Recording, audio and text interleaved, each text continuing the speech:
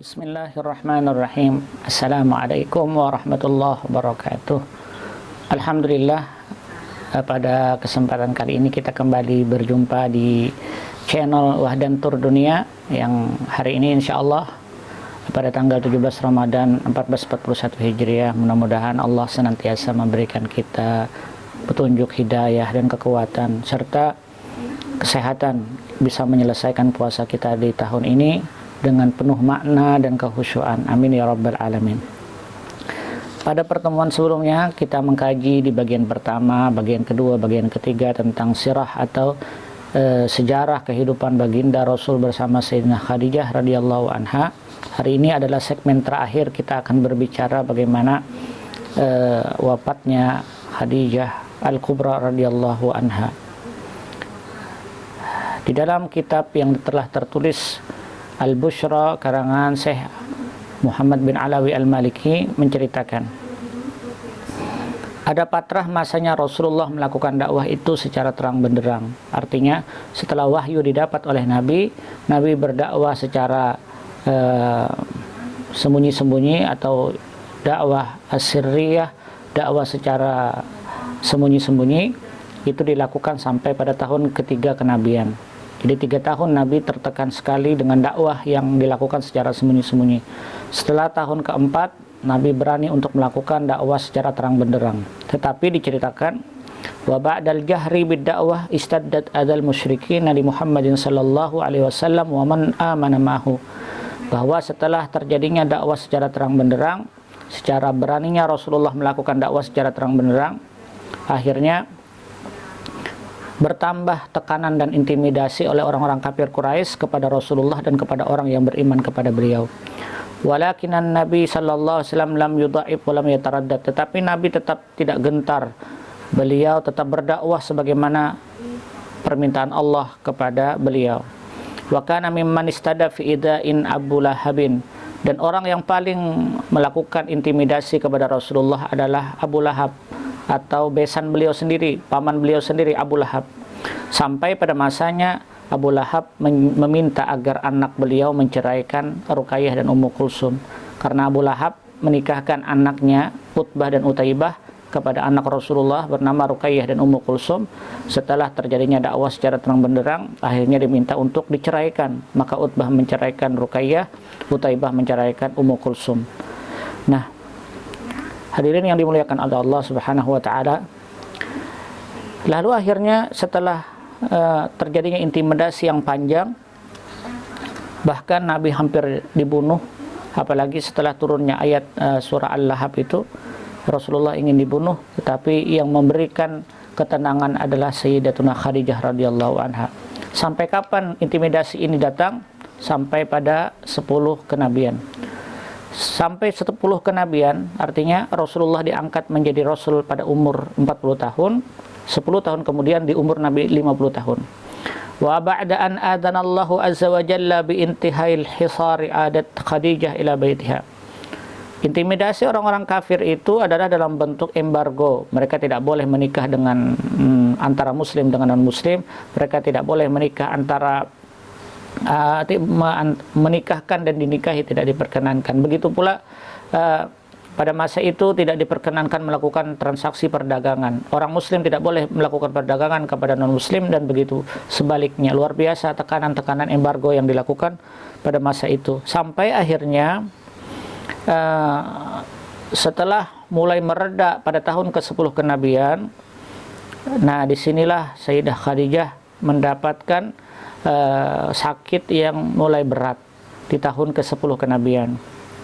Nah, waqtaraba minha Rasulullah, Nabi senantiasa mendekat kepada Khadijah.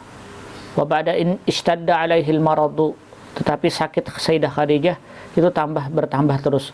Wa awhanat sanawatul muqatta'ah jasadaha at-tahirah, bahkan beliau dengan kondisi fisik yang demikian sanggup masih untuk menghadapi embargo-embargo yang dilakukan oleh orang-orang kafir Quraisy. Nah, diceritakan adalah manakala kemuliaan Sayyidah Khadijah itu sudah nampak, terjadi pada bulan Ramadan, Sayyidah Khadijah mulai sakit, dan wamtaddat anwaruha wa ayatuhal mutakatsirah, banyak terdapat ayat-ayat tanda-tanda kemuliaan Sayyidah Khadijah. Bahkan hadis yang menyatakan bahwa Sayyidah Khadijah sebelumnya diberikan kabar gembira oleh Allah dengan sorga, begitu pula Jibril menyampaikan salam dari Allah Subhanahu wa taala, banyak sekalian. Sampai akhirnya tuwfiyat radhiyallahu anha fi yaumil hadil asar min Ramadan, pada tanggal 11 bulan Ramadan di tahun ke-10 kenabian. 10 kenabian artinya 10 Ramadan atau 11 Ramadan pada masa itu belum terjadi kewajiban puasa Ramadan, karena Ramadan diwajibkan pada tahun kedua Hijriah. Artinya sebelumnya tidak ada pelaksanaan kewajiban Ramadan. Sebelum hijrah Nabi selama 3 tahun, artinya tahun 10 kenabian, karena Nabi di Mekah selama 13 tahun. Diceritakan bahwa tuwfiyat Sayyidatuna Khadijah, meninggal dunia. Nah, disinilah akhir daripada cerita bahwa Sayyidah Khadijah meninggal dunia pada tahun ke-10 kenabian, di tahun ke-10 kenabian pada tanggal 11 bulan Ramadan. Nah, namun demikian ada beberapa hadis yang didapati ini adalah dibuat oleh orang-orang Syiah ketika berbicara tentang masalah wafatnya Sayyidah Khadijah. Nah, ini diceritakan bahwa lamma ishtadda maradu Sayyidah Khadijah qalat, manakala Sayyidah Khadijah mendapatkan sakit keras, lalu dia berwasiat kepada Rasulullah, ya Rasulullah, isma' wasayaya, Rasul, dengarkan wasiatku. Awalan, kata Sayyidah Khadijah, ini qasiratun fi haqqika fa'fini ya Rasulullah, aku sungguh tidak banyak membantu engkau, maka maafkan aku ya Rasulullah, karena hakmu telah banyak kulanggar, kata Sayyidah Khadijah. Qala Rasulullah sallallahu alaihi wasallam, hasya wa kalla, Nabi mengatakan tidak pernah engkau demikian. Ma ra'aita minka taqsiran, aku tidak pernah melihat engkau dalam kondisi tidak membantuku. Artinya taksiran, kurang terhadap bantuan. Faqad ballagti bi jihadik, engkau sungguh telah bersungguh-sungguh terhadap jihadmu. Wa ta'abti fi dari ghayatit ta'ab, engkau telah capek melayaniku.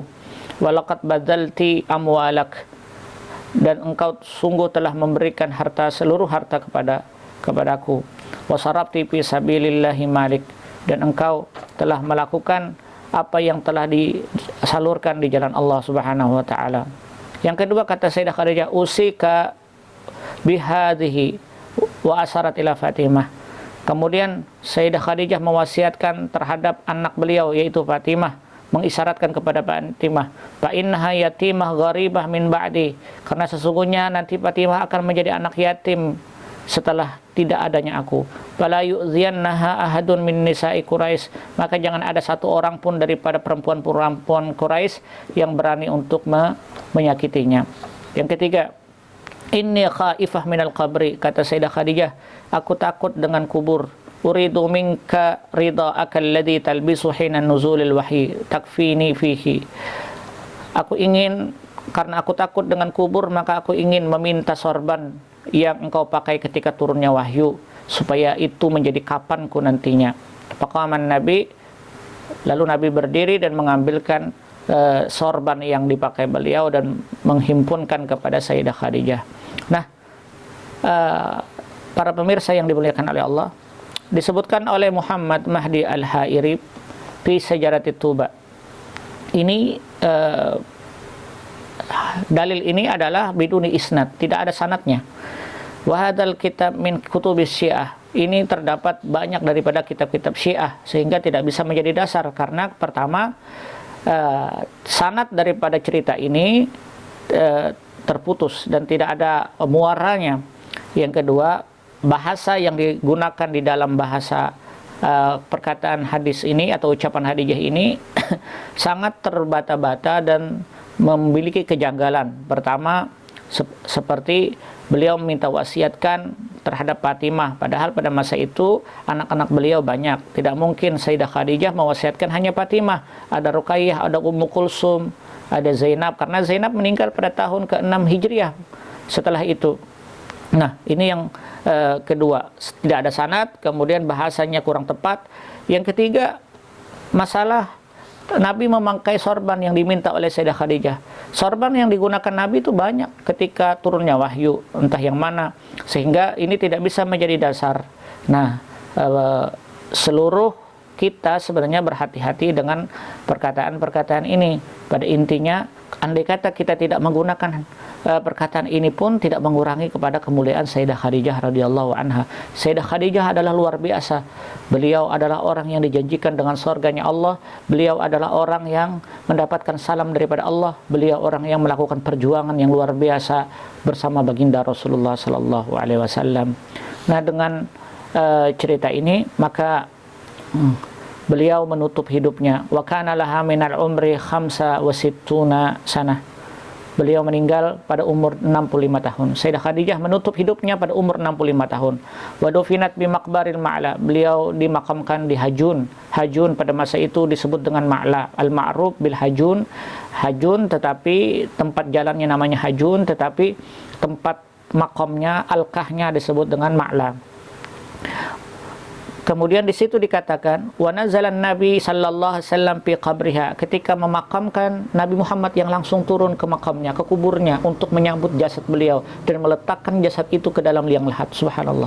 Ini luar biasa. Perjuangan Rasul, kecintaan Nabi terlihat ketika beliau memakamkan Sayyidah Khadijah.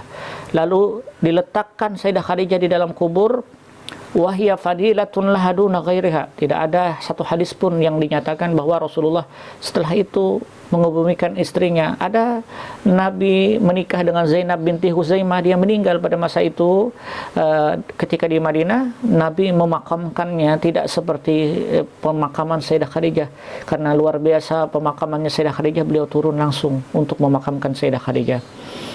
Kemudian ketika Sayyidah Khadijah meninggal, li'annaha lam tusra' salatun 'alal mayyit fi dzalikal yaum. Ketika Sayyidah Khadijah meninggal belum disyariatkan untuk melakukan salat jenazah. Jadi Sayyidah Khadijah dikafankan dan langsung dimakamkan, tidak ada salat jenazah karena pada masa itu belum disyariatkan. Wa sawwa 'alaiha turab wa ahsana nuzulaha. Nabi menurunkan tanah atau menutupkan kubur beliau, kubur Sayyidah Khadijah dengan tanah dengan cara yang amat layaknya. Luar biasa kelembutan Rasul pada masa itu terlihat.